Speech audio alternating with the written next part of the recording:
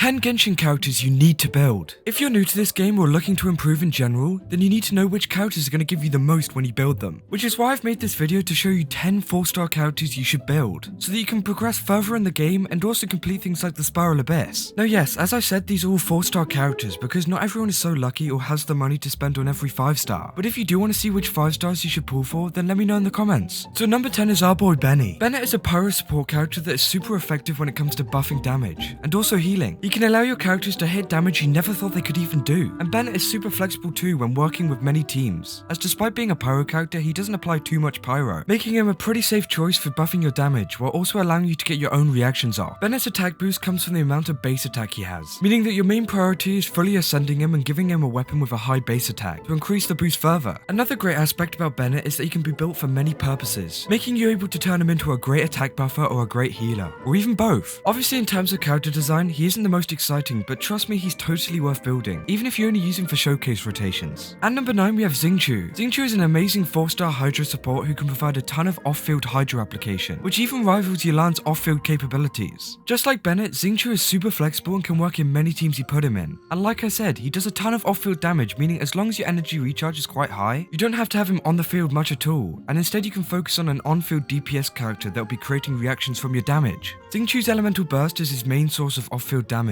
meaning that it's quite easy to focus your talents on if you don't have much resin to spare. He can also save you time in resin as he doesn't demand a crazy amount of crit stats or any other stats that are overly hard to get. At number 8 we have Xiangling. Xiangling is another amazing character I'm sure you've heard creators like Xiox bang on about now. And well, that's because he's right. Xiangling is one of the best pyro 4-stars and even possibly one of the best characters in the game, and can easily carry you through the Spiral Abyss. Her burst provides a massive amount of off-field pyro damage, which is extremely useful when paired up with characters like Xingqiu, where you can get constant vaporize reactions, leaving you with not much to do but sit back and enjoy the damage. Xiangling is also pretty simple to build too, with Crimson Witch of Flames being one of her best sets, which you don't have to travel too far out of Mondstadt to find, and like Xingqiu, doesn't require many over-the-top stats. At number 7 we have Sucrose. If you've been on any of my streams, then you'll know how much I love Sucrose. For a 4-star, she's an amazing character and is a great alternative for characters like Kazuha and Venti, as she can decently provide crowd control while also getting plenty of swirl effects off. She can also be really useful when performing rotations, especially when you don't have the 5 stars I mentioned, and can help you reset reactions. Not to mention her character design is amazing, and you can really tell that Hoyoverse have paid a lot of attention to her. Just like many characters on this list, if you can't be bothered to build her, then sets like a full elemental mastery set can work really well on her, and getting a full elemental mastery set is a pretty easy task, especially with boxes. At number 6 is Beidou. As many of you know, Beidou is my old main, but that doesn't mean I'm biased when saying that she's an amazing character. She's a very flexible character with her playstyle being able to fill a ton of roles, from being a main DPS carry to being an amazing electro support. If you're an early game player, then you definitely have to build her, as she can carry you through all of the quests and potentially get you even more rewards, as you'll be able to do even more harder challenges. But she's also great for late game too, with her being a great character in the Spiral Abyss, as she is really great at dealing a ton of AoE damage, which is perfect when you face a lot of enemies at once in the Abyss. Not to mention her parry ability, which can get you a load of damage from just being a bit more patient with your elemental skill. At number 5 you have Diona. Now although she's much better at a higher constellation, Diona can be a great character without any constellations. Her shields and healing are an integral part of a lot of teams, including teams like Freeze. And like many of the 4-stars on this list, she's also a flexible character, with her working with a ton of different team compositions. She can keep your team alive at crucial moments during the Spiral Abyss with her amazing healing, and she also blocks any incoming damage with some of the best shields you can get for a 4-star. Diona can also work really well as a battery for other cryo characters, meaning that she's just a great character to have around overall. At number 4 we have Fischl. Fischl is quite an underrated character on the list, as she often goes unnoticed while also being an amazing character. She can consistently provide electro damage for a team,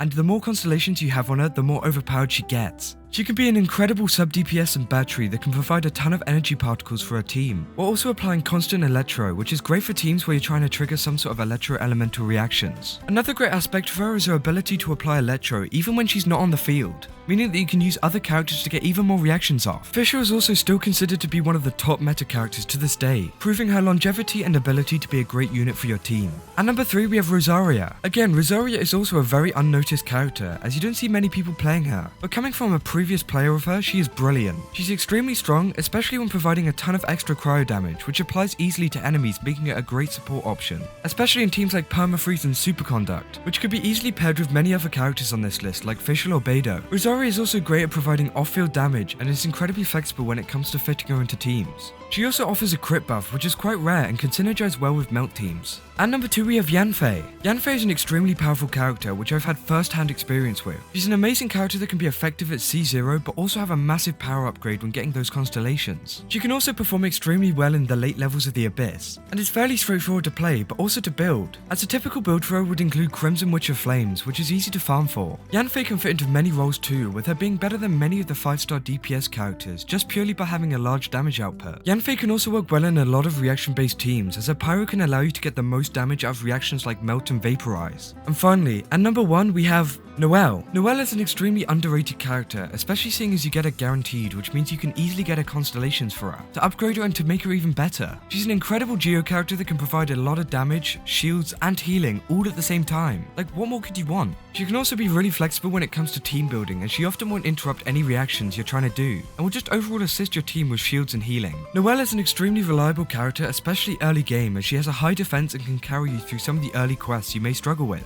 And she has a very simple playstyle which is great for any new players looking to learn the game. But she can also be great late game too, as you can make her provide shields, healing, and damage at a whole new level with fully leveled perfect artifacts, which make her viable throughout the whole game. So there it is, the top 10 characters in Genshin you need to build. I hope that I've helped you in deciding who would be a good character to focus on, especially if you're trying to progress through the game. And if you're going to build any of these characters or already have built some of them, then let me know in the comments. If you enjoyed this video, then don't forget to leave a like and subscribe, and I'll see you in the next one. See ya!